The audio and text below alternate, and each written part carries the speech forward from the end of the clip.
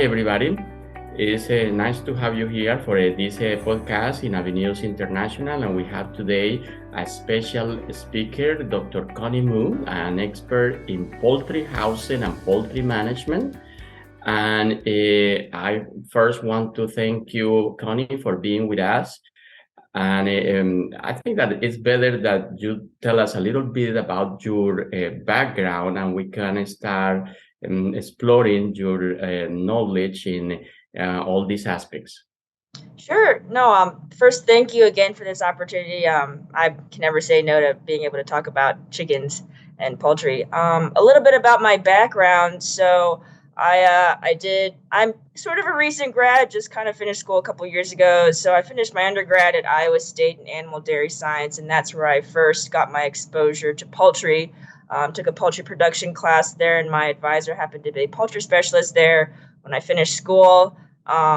He gave me the opportunity to follow him to Virginia Tech to pursue a master's in poultry nutrition. So I'm not going to say I'm a poultry nutritionist. I know a little bit about it. While I was finishing my master's there, I figured out that I really liked the environmental side, being out on farms, talking to people. So that's when I went down to Georgia and I pursued a PhD in environmental management with Mike Zarek and Brian Fairchild. And that's kind of really where I found where I could where I could really thrive.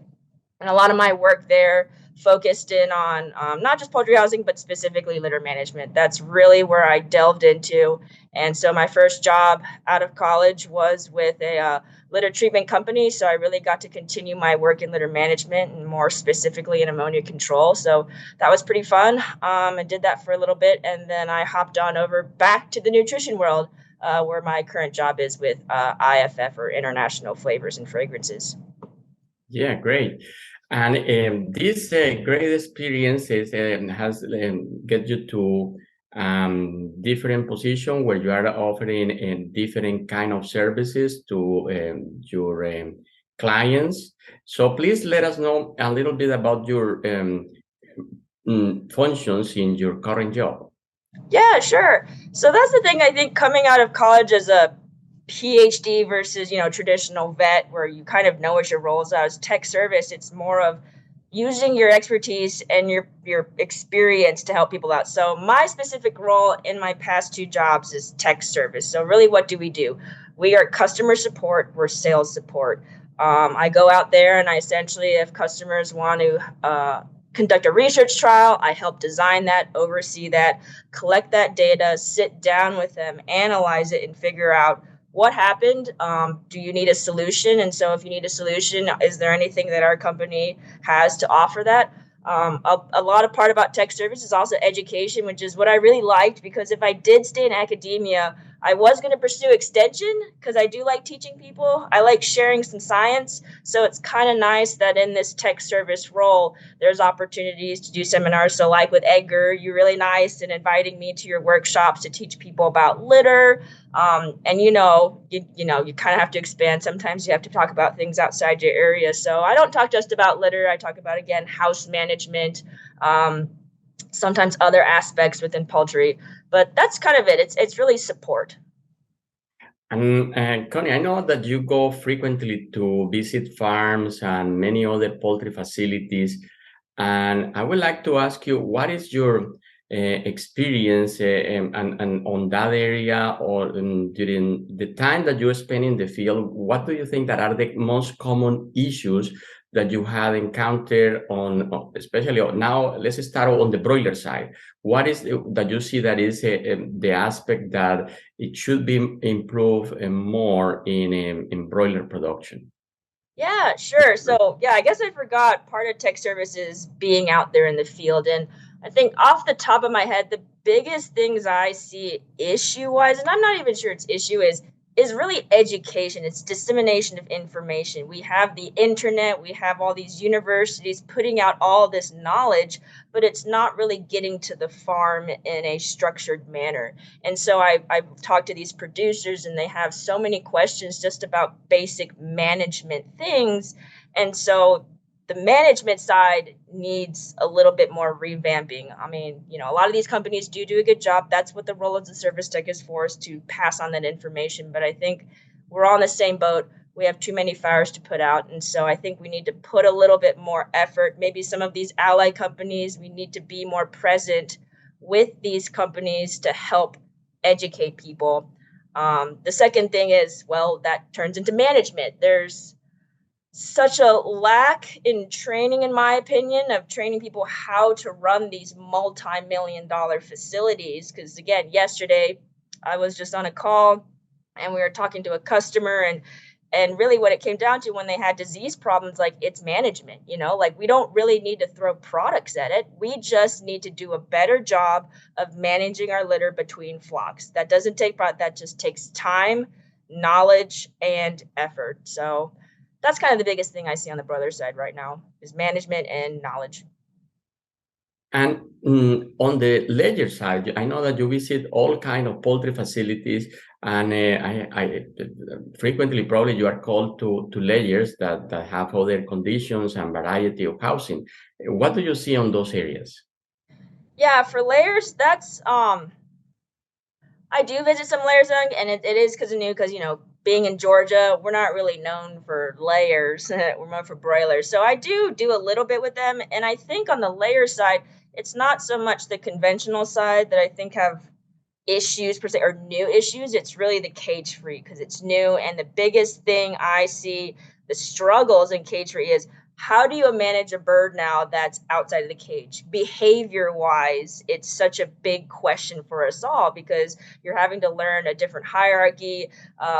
There's questions about dust, there's questions about litter. So really it's how do we manage now an open area where all the birds are together versus before they were more individualized. So that's kind of the biggest thing is the cage free area. Hmm. And going to another different area on turkeys, that they have different housing conditions, and even the management is a little more complicated and longer period of time and on the grow out. What you have seen there, what people can do to improve turkey management? So that's the irony is yesterday I was talking to some turkey folks exactly talking about their issues and what can we do to help them. And for them, litter is a problem in broilers, like wet litter, but turkey it takes it to the next level because you are putting so much water into that house and their production cycle is a lot longer. So turkey growers actually deal with a lot more issues in terms of the litter side than the broilers. And so we were trying to put our heads together of how do we fix this? And right now, I wish I had an answer. Really, it is just buckling down more on the management side. I mean, turkey growers do deal with a lot more. They actually have to till the litter multiple times during the flock, which is laborsome. But I think we're working on a few strategies with this customer, and hopefully if those do work, that at some point we can share that with everyone. But litter side, and they also are dealing with some disease issues, but everyone does. And then at least here specific in the US, because of AI, we are dealing with shorter turnaround times. And so companies also do have to put down more birds, and so that just puts more stress and challenges. So we're dealing with a lot on the turkeys, but again, we're working through it. And at some point, I think we'll have some more information to share with others. And going again to breeders, in breeders with the slats, with the different housing, and dealing with the nest and the aspects of having a long cycle as well. What do you see that breeder management can do to improve the housing conditions in those flocks? Yeah. With breeders, I think, well, if we want to talk about the current issues with breeders, right now it's more on the disease side. At least again, here in the US, we're dealing with a few um, bugs right now that we're not really sure what to do. Specifically, Enterococcus has been circling around. I think maybe most people have, especially at these breeder hatchery meetings. And so that's not necessarily, I think, something we can do on the management side. That's more something we need to do on the health side of things. But housing wise with breeders, I mean, again, since it's a long cycle, their biggest focus is energy savings. How can I save energy, especially on the fan side? So technology wise. Variable speed fans are slowly creeping their way into the market. And I think that's something that all breeder facilities are going to have to think about at some point. Now, maybe here in the US, it's not really cost effective because power is not that expensive for us. But in other parts of the world, like Europe, I know specifically Jamaica, their power is very expensive. So variable speed might be an option for them. But with variable speed, it is a different technology. So it is, again, goes back to the whole educating people, passing out the right information so that new technology like this doesn't get an initial bad reputation. And so, luckily, again, here I know, I mean, I'm partial to UGA, obviously, to University of Georgia. I know they've been doing a lot of work on variable speed fans, but so are other universities. I know Auburn's putting out some information on variable speed. So the good thing is the internet, there are a lot of resources for people to understand the new things coming out in poultry.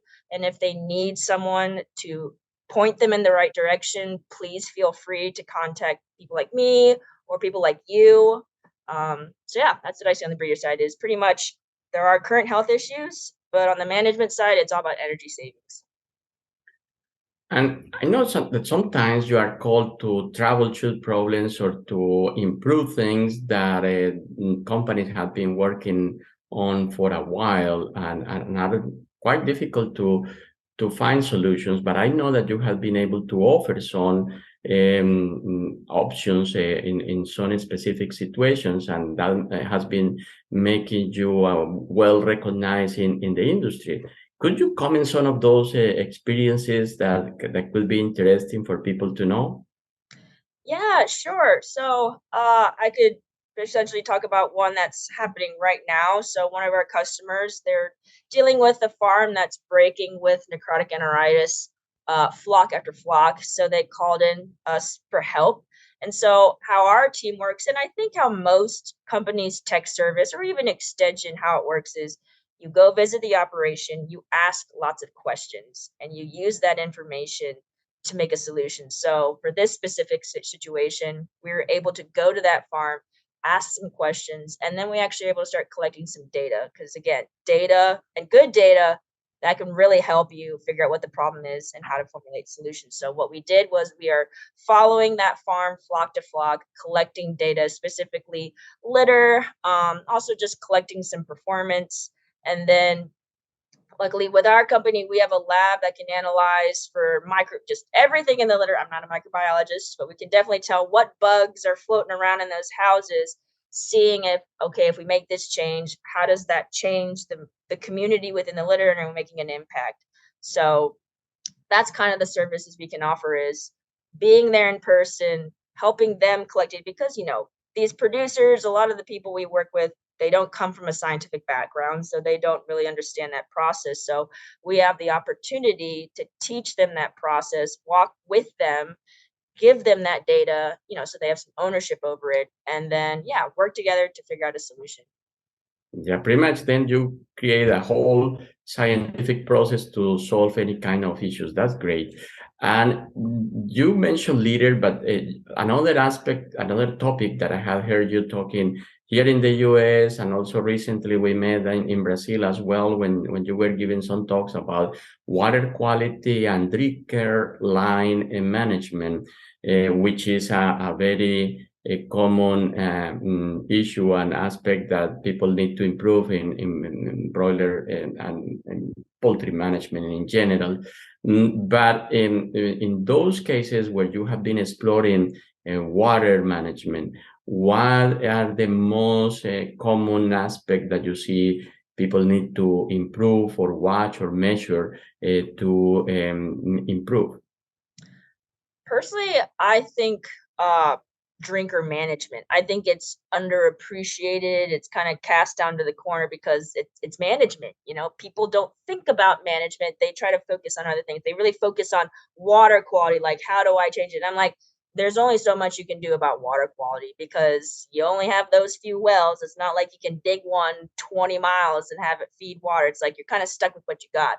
But what you can do is really fixate on drinking because many times when I've gone to farms, a lot of it is did you set your pressure right? Here's your drinker line. The drinker line heights are right. The drinkers themselves are old, and so maintenance. I think maintenance is something that I see more of an issue than water quality because hopefully most times when these farms are built, they check the water that they're trying to build it on to make sure that they have a good water source. But, there are still things you can do on the water quality side. There are filters, there are obviously water conditioning contraptions, things like that, but that gets expensive. And so that's why it goes back to again is did you test your water at the area that you were interested in building a farm? So yeah. So yeah, and in some cases when you already are in the farm, and you have to deal with what you have, as you mentioned, sometimes there are some parameters that maybe are possible to improve, but that they will be difficult. So what are those among the multitude of parameters that we have in water quality? Which one will be the most important aspect that you would like to fix in some cases to help growers to have a better flock performance, a better results at the end? Do you see that there are some that people can make some improvements? Which ones would you select? Um, I guess there's two things. There's one on just water usage wise versus actually the water that the birds are drinking. In terms of what the water that the birds are drinking, one of the biggest issues I see is farms that have way too much iron, or the water's way too hard. Now, in those situations where it is too high, it you can fix it. It just gets expensive. I've seen some farms and they've had to change their water filter because there's too much iron almost every few days. Like it's scary, and you feel for the producers at that point because you know that the solution for that is going to be expensive. And for those, you really just have to commiserate with the producer. Like, look, I mean, it's just going to be expensive. We can fix this. You can get through this. You're just going to spend some money. On the flip side, just water usage wise, is my secret, passion is really having a good water meter to truly know what your birds are doing in your houses. You visit 10 farms and you can probably find 10 or 20 different water meters out there. But I really think what we need is a good, accurate, low flow water meter. And I think it would answer a lot of our questions of what's happening on the farm, what are the how are the birds behaving, because there's this new obsession of robots and cameras when you don't really need a camera or a robot. You just need a water meter that can record about every 15 minutes, because water, the first thing is a water meter can tell you what's happening in your entire house, and that's what you want. You want to know what your entire flock's doing. And then if you can get it down to a 15-minute basis, you really can see how your birds are behaving throughout the day. And that in itself can tell you a lot of things. For one, okay, is your lighting program correct? How are your birds feeding? When the lights turn on, are they hitting those drinker lines? During the day, is there something funky going on, like particularly during hot weather? Is their water usage going up, going down? If you were to put something in the water, some water additive, how are they responding to that? And to know those things, you need an accurate tool. And so, again, I think one of the biggest improvements all of our farms can do is getting a better water meter, having better technology. And the good thing is, there are water meters now that can do that aren't expensive, because 5 years ago nobody could do that because it's too expensive. But luckily companies have improved technology, and so there are a couple out there. And again, if people are interested, they can definitely reach out and I can point them in the right direction. Perfect, Connie. So these technical aspects are very interesting. But now talking about your career, we know we see this enthusiasm and all these experiences that you are accumulating, going and working with the industry in different aspects. And what are your future directions? What are you looking to do in the industry in the next years? I guess short term, because it's kind of hard to predict 10 years from now. I mean, I don't know. Were you able to predict 10 years in the future? you know? So I think in the next 5 years, what I would really like to do is work on a better litter management workshop, like a program. I mean, everybody knows about litter, but my goal is to reignite the enthusiasm and get people to look at it, because I think with a lot of the world going towards NAE, ABF, all of that, they They don't have the tools they had before, and we all realize that it's really the litter on the ground that it's going to drive how well my flock is doing. And so there's that interest there. So how do we get people to be excited about it again? Because again, that just goes back to the theme of nobody really likes management because it's not shiny, it's not new, but it's necessary. So I'm trying to add the shine and the new back into that area. And I would really like to take it honestly global, because people all around the world do different things to their litter or just bedding in general. And so it'd be nice to go out there, learn all of that, kind of compile all that information together and put it in a package that we can share with everyone. So that's kind of my goal right now. And with that, obviously, I would like to travel the world. Yeah. Well, Connie, it has been great to talk to you as always, and I am glad that you share these ideas with the audience of Avenues International Podcast. We hope to have you here again, and maybe we can collaborate with that project that you have to educate people on litter management and all the aspects that in housing that are also very important for the whole cycle of production. And thanks again. I understand that you have to fly soon and then go to a next adventure on these services that you are offering.